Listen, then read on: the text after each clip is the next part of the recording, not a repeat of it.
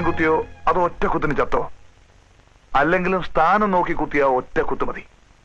ഏതായാലും തീർന്നു കിട്ടി. Look, you have done A wonderful job. ഇടയ്ക്കൊക്കെ ഇങ്ങനെ ചില ഉപകാരങ്ങളൊക്കെ ചെയ്തു തരണം. അലക്സേ, ദാ അതിൽ നിന്ന് ഇഷ്ടമുള്ളത് എടുത്തോ.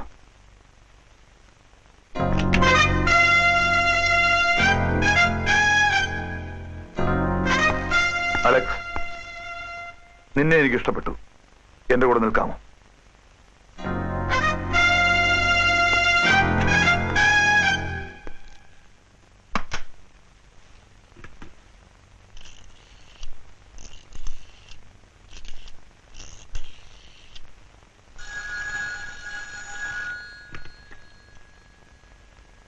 Hello hello hello.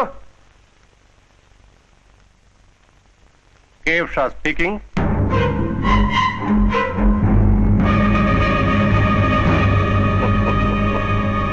പേടിക്കണ്ടടോ, പ്രേതമല്ല സംസാരിക്കുന്നത്. ജീവനുള്ള ഷായാണ്. എന്നെ കൊല്ലാനൊന്നും നീ വളർന്നിട്ടില്ല കുഞ്ഞെ. ആദ്യം നീ എന്റെ ബിസിനസ് തകർക്കാൻ നോക്കി, പിന്നെ എന്നെ ഇവിടെ ഓടിക്കാൻ നോക്കി, ഇപ്പൊ കൊല്ലാനും. എന്തൊക്കെ ചെയ്താലും അവസാന നഷ്ടം നിനക്ക് തന്നെ. What A paradox. ആട്ടെ, ഇപ്പൊ എത്ര ചെലവായി?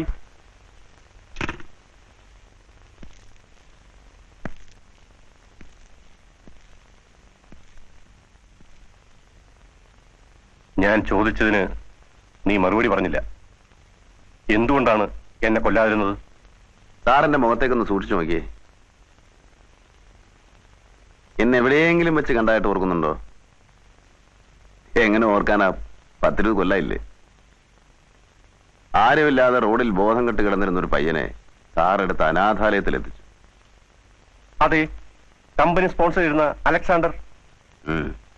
പിന്നെ നീ എങ്ങനെ വീണ്ടും എങ്ങനെ ആയിന്നല്ലേ? വിധിയാണ് സാറേ. നീ മിസ്സായ കാര്യം അവരെന്നെ ഇൻഫോം ചെയ്തിരുന്നു. ഞാൻ ഓടിപ്പോന്നതാ. ലോകത്തോട് മുഴുവൻ പകയും വിദ്വേഷമായിരുന്നു മനസ്സിൽ. ബൈബിൾ കഥകളിലെ കുഞ്ഞാടുകളും അവയെ സ്നേഹിച്ച നല്ല ഇടയനും അതൊന്നും എനിക്ക് മനസ്സിലാവില്ലായിരുന്നു. സ്നേഹവും അനുകമ്പയും ഒക്കെ എന്നും എനിക്ക് അപരിചിതമായിരുന്നു.